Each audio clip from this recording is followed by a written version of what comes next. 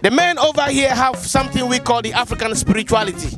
And I like to dwell on that because when you come to Ghana, 25 million to 27 million people, most people are Christianized today. People have been allowed themselves to be brainwashed, believing that everything black, everything Africa is evil. No, I don't want to be a Christian, and I know why I am not a Christian. I see Christianity as a kind of spiritual enslavement. That Jesus Christ was born through spirit. How can? There is no spirituality, but rather exploitation. Yeah. People have become lazy and spend all the time in church, and their lives does not improve a bit.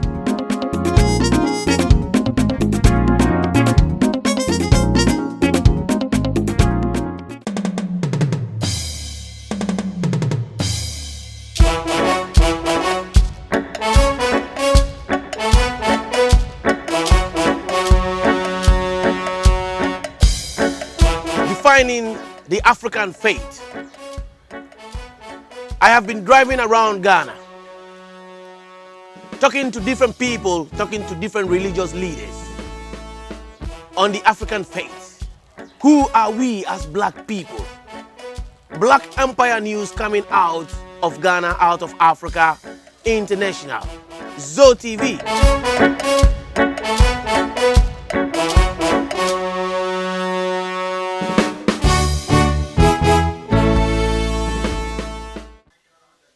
We're trying to define the faith of black people around the world. So this is Black Empire News. You comment, you subscribe, and you tell us what you think. Who are we and what is our identity? I am reporting live from Ghana, in a small little town in the middle of Eastern region called Wenchi, defining the African faith.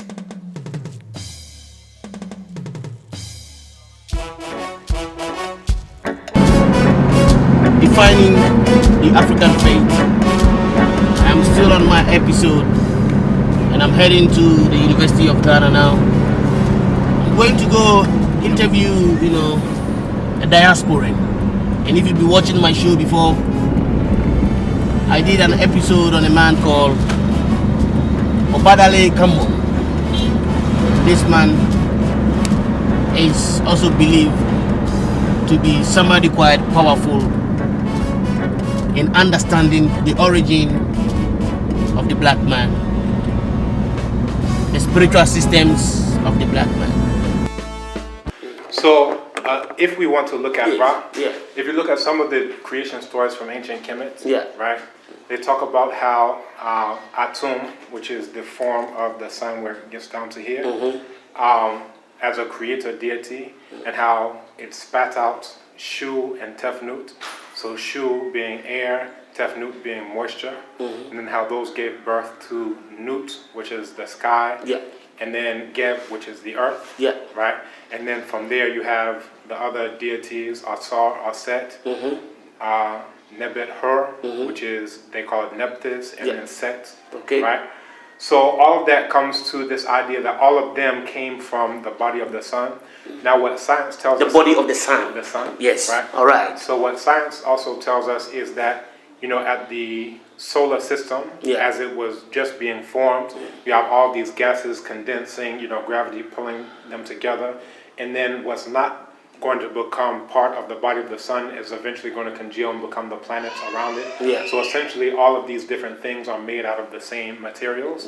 So at the most basic, you have the element hydrogen, you have helium, you have all of these elements. And then, as they're cooling, those that are far away are going to form into different planets, form into moons and all these things. So essentially saying that all of these things came from the sun is not wrong. It's saying that these are all coming from the same type of molecules, same types of things. Now, to say that Ra equals God, this is a thing that I often say, that the equal sign will kill our people, right? Because you've taken a very small Eurasian concept and then put this African worldview into this teeny tiny concept. So it's sort of like, if, let's say, for example, I'm from somewhere else, there's a word dog, right? It's just, and you have a word mau, and then I just tell you, all right, this mau you're talking about is the same as the word dog. No. Right? Yeah. So now you're trying to prove that mau equals dog. Yeah. Right? Yeah. This is essentially what we're working with here. You can tell that they're coming from a Christian background because they're working on these equivalences. Yeah. Right? Okay. But the word Ra literally translates to the sun. Okay. But it's a similar concept of a creator, Okay. deity. Yeah. But it's much more encompassing than equating it to what it meant in the Eurasian. Where did you learn this thing from? Because if I walk to the shrine now, coming back to the voodoo world and the shrine world, the African indigenous belief system now, if I walk into that place now, what you're talking about, which I'll call maybe the metaphysics, will I get the same concept, or will they tell me how all this thing works? Because where did you get it from? All right, very good. So this is an excellent question. Now, if you go to a shrine, and actually I was teaching a class last semester at University of Ghana, and I took my students to a shrine, and for some of them it was their first time ever being to any shrine, that they'll see similar things, right? So here, this is what we've been talking about, this Dikenga, right? And you'll note that it goes in what you would call an anti-clockwise fashion, right? Now, when you go to the Akom and you see the Akom 4, you'll see that they're dancing in the same fashion, right? They're never going this way, they're always going this way, right? If you see when people greet, they're always greeting in this way, right? Now, if you look this up, the Temple of Dendera, this is in ancient Kemet, the Temple of Dendera, it shows all of these constellations, and from the perspective of the human who's here on the planet, they will see the constellations moving in this exact same trajectory. So this is some of the understanding that African people had. And it even goes, if you go to the diaspora and people are doing capoeira, they have what they call Volta ao Mundo. And when they're doing it in this exact same way. So all throughout the continent. So basically there's this understanding that as above, so below. So that is Ma'at, this is order. This is things in order. So if you also want things to be in order here, then you need to basically be a mirror to the order that you find on the celestial level. So did you train in the shrine? You ever did you train in the shrine? Actually, Nana B was the one who taught me different herbs. You can see some videos where we're going through. Nana B, Nana Sufi. Who you call Nana Sufi? And then initiated Akropong. But I grew up in the shrine of my mother. Right. So. This is where you will actually see it in action, right? Some of these concepts and things like this. And my students were shocked that some of the things that we had talked about in class, the Okomfo, this is Obadele Shrine in Kobribia, she was saying some of the same things, some of the proverbs that she was bringing up were talking about similar things. As the libations were coming up, they were talking about similar things. So again, you can find, this is what I was actually telling them, that if you go throughout the continent now, different places you go to will present a piece of the puzzle. Right? So you will find that the Akans do things in a very specific way. And it's a manifestation. Let me actually highlight this. If you look at the book of Coming Forth by Day, what Eurasians call the book of the dead, there's a line where it says, it's talking about the Creator, and it says, you are one whose arms are many. Right? This is, we talk about Akhenaten, but this is the oldest concept of monotheism anywhere. The idea of the old concept of monotheism. Right. The concept of the Supreme Being being one, has arms that are many. It's basically seeing the various manifestations, whether it's Abosom, whether it's Motia, as just being manifested, whether it's you, whether it's me, that everything is one thing, but you have different ways that it manifests, to us. That when we look at Akan, when we look at Ewe, we look at, Dabangba, if we look at Mosi, whoever we look at, you'll find that all of these are like the various arms, the various manifestations. And amongst African people, they're seen as like Achiame, right? And it's also interesting if you look at things like the story of Abrewanenima. So the pounding fufu and eventually the Supreme Being goes off. You'll find that same story in ancient Kemet, where Ra, goes through and decides that all of these powers will be allocated to other nature deities, divinities. Okay. So, all right, Jehuti, who they're called Thoth. You're responsible for these things.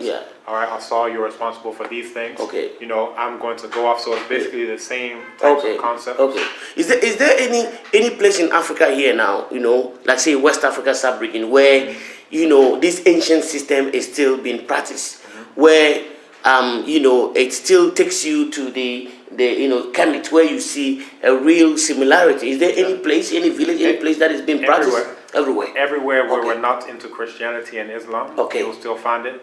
So as I was saying, at the shrine, when you see them moving in this way, what they're doing is a manifestation of something much older. Now they, at that shrine, may have never been to the temple of Dendera. But what they're doing is just yet another manifestation of this worldview, which is one. When you see them pouring libation in ancient Kemet, they were pouring libation. If you go to Bono and you see them putting this brass pan on their head and making a procession through the streets. If you go through Ojura and you see them making this procession, this is the exact same as in ancient Kemet. They would take Amun, which was a deity, make the same procession, going from Ipet Sut, which was the select of select places, one temple, to Ipet Resut, which is the southern temple. So they're going all the way here in a procession, procession. So you'll find all of these different things. So again, whether the people here are cognizant of, in ancient Kemet they were doing this procession, they may not be able to articulate they're doing the same thing. Thank you very much. Why is this? Why is this that, you know, even though this structure looks to be so strong and it is, you know, how do you call it? You can still see it as an evidence being in Kemet, and to show that, you know, black people have been in this world for a long time with their belief system. Why is it that even though this thing still exists, we've not been able to get out to the world, to let the world know that, you know what, be confident in what you have, be part of it, and not to mess up yourself with whatever we've been taught that is the new thing, is a good thing for us to follow? Why is it that we have not been able to take it to the next level? So this is a good question. We actually did take it to the next level in terms of bringing it out to the world. This is when we were teaching the Greeks. Now you can read the works of Plato, like the Laws. This is something that Theophilo Benga talks about, where he's actually quoting all these ancient Greek scholars who were told, they're supposed to be something. But they're saying that our education is education for pigs, talking about the Greeks, saying we don't do anything. If you want real education to become a real human being, you have to go to Kemet. So this is... So you reckon that for we, even black people, Africans now, we need to actually go back to Kemet a little bit, just to get some historical evidence to understand what is going on? Or do we need somebody like yourself to get into shrines and, you know, because if somebody walks into the shrine now and without not understanding how all this movement is, are there priestesses and priests who can actually get into this level to tell you the story of how this world has been and how our ancestors have believed in? Is there any way? I would say that there are multiple paths to approach this. Right? There's a story about Eshu, which is one of the deities amongst the Yoruba tradition. And in the story, you have two friends. They were very close. One had a farm on this side of the road, the other had a farm on this side of the road. So Eshu decided to test their friendship to see, you know, how strong it was. So Eshu walked in between the farms on the path and had a hat on. Now on this side of the hat it was red, on this side of the hat it was black. You know, dressed very elegantly. They had to notice him. He walked by, and the friend said, "Hey, did you see that guy walk by with the red hat on?" He said, "Red hats? What do you mean red hat? The hat was black." What do you mean the hat was black? It was red. So they end up almost coming to blows over whether the hat was red or black, not realizing that they were just seeing it from different perspectives. Eshu decided to come through again. Now, still has the hat on and walks through. He said, "Oh, sorry, my friend, you were right. The hat was black." No, you were right. It was red. And they about come to blows again. The whole point is that you have various perspectives. So depending on where I'm standing will determine how I see this thing. So if I'm in a place that has a lot of rivers, then I'll connect with the spirituality of these rivers. If I'm in a place that has a lot of mountains, then you'll have things like Obadele Shrine where, you know, you connect with. All right. Religion is a deification of a culture, so where you are. All right. The problem comes when you're deifying the cultures of other people to the detriment of your own. Oh. So, you know, again, it's about where you're standing and how you see it. So if you go to a shrine, you may not get this full understanding, but you'll get from where I'm standing, from my perspective, this is how I understand the whole. Again, all of it is one. The African worldview is one, but the arms are many. Many. What is Abosomsom? Right. What is Abosomsom? Very good. So when you see Abosomsom, basically it's trying to make a correlation between what religion, Eurasian religions are, and what ancestral religions are. If, again, let's look, you have different ways when you see the creator as having stepped back and put others in charge, sort of like emissaries or achiyame or whatever, that these are the ways by which you approach the creator, right? So when you say Obosomsom, you're looking at this word Osom, which is trying to make an equivalence to religion, and saying, all right, well, we're just somming this Obosom. Okay. When in actuality, we're looking at these as various paths that you can use in order to approach the Supreme Being, which is the All. Okay. So again, if you're looking at it from this perspective, then it's like, okay, you don't, in a traditional society throughout the continent, you won't find a case where you just walk up to the ruler of the people and just say, hey, hey, give me fly, hey, what up, hey, what? It's not like that. That in order to approach the ruler, there are certain protocols. Because you have to follow. Exactly. Yes. And this is, again, seen as the same thing. But you know that in Ghana, when somebody say that Usom Bosom, there is a negative connotation to it. So when I say Usom Bosom, people, or when somebody asks you, what church do you go? And if you tell them that Usom Bosom, automatically they withdraw. They don't really want to have a chat with you. So this is evidence of the extreme brainwashing that we've gone through, or we could call it brain dirtying that we've gone through. So, you know, when you allow your enemies to give you your history, when you allow your enemies to explain things to you, there's a poem that I actually wrote, Otamfo Chere Kwanya Onim Baby Awobefa. Right? If your enemy if it's your enemy who's showing you the road, your enemy knows where you're going to end up, right? So this is the whole thing. So what you have are people who have black skins but are very white inside.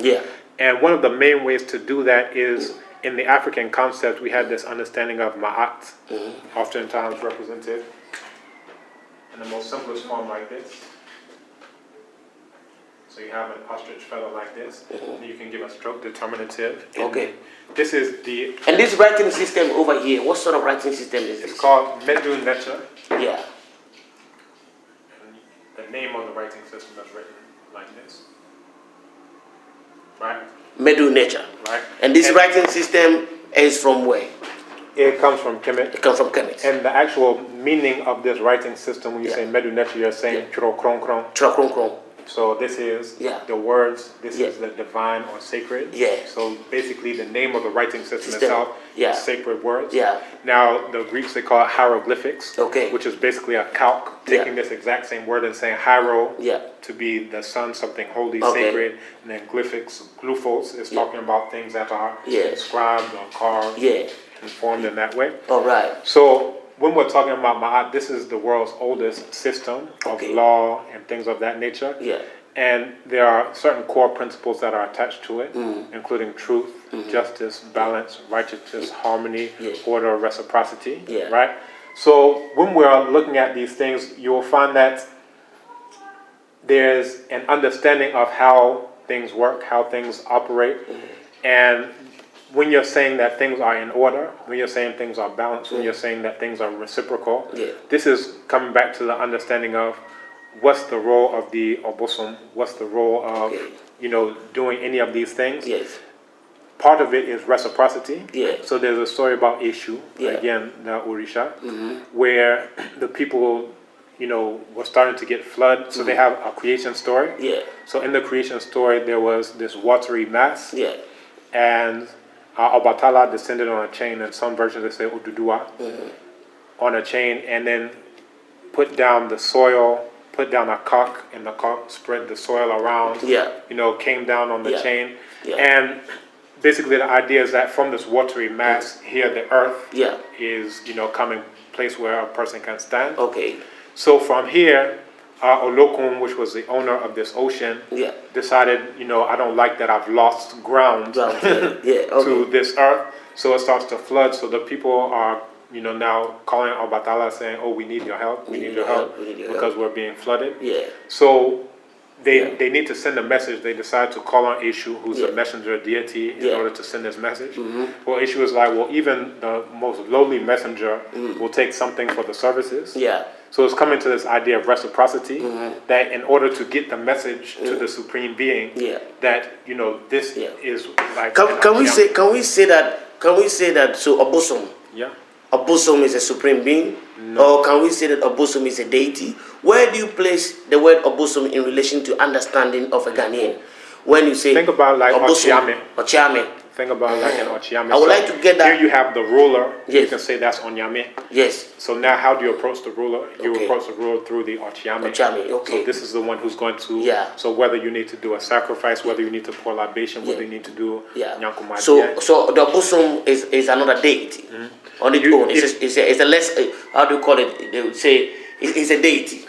So it depends on how you want to translate it. Like usually I would prefer something like a divinity. A divinity. Right? Thank you. But any of these terms, you have to understand that when you are trying to put an equal sign between an infantile language like English and African language, it's going to be difficult because what you're going to do is you're going to reduce the African concept to this small box that the English thing is. Yeah. Now the English is going to have all types of connotations. Negative connotations, infantile connotations. So if you say this now equals that, well, you're taking a lot of baggage along with that. So if you're saying that Ra equals God, all right, first, God is male.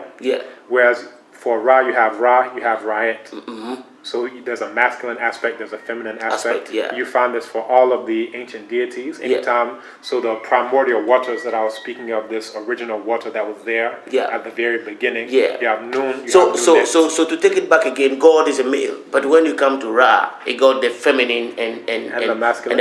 Exactly. Which comes back down to the Mau Sobolisa and exactly. Okay. Exactly. So coming back to that, when somebody asks, what is voodoo? Right. In the modern world, as we were talking before, you use Haiti, as an evidence, as one of the spiritual systems that we're able to use to, fight, But what is voodoo? Because Hollywood will show voodoo on a different level. Africans watch TV every day. They see voodoo to be a different thing. What is voodoo? Very good. I want to finish up on this last thing, and then we'll take up the voodoo. That this is one of the core things throughout the continent, this idea of the Supreme Being, both masculine and feminine.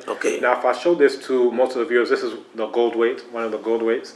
So back before we were using Ghana CDs, we would weigh gold dust against a weight, right? So this is one, and this is called Awurade Nyankopon.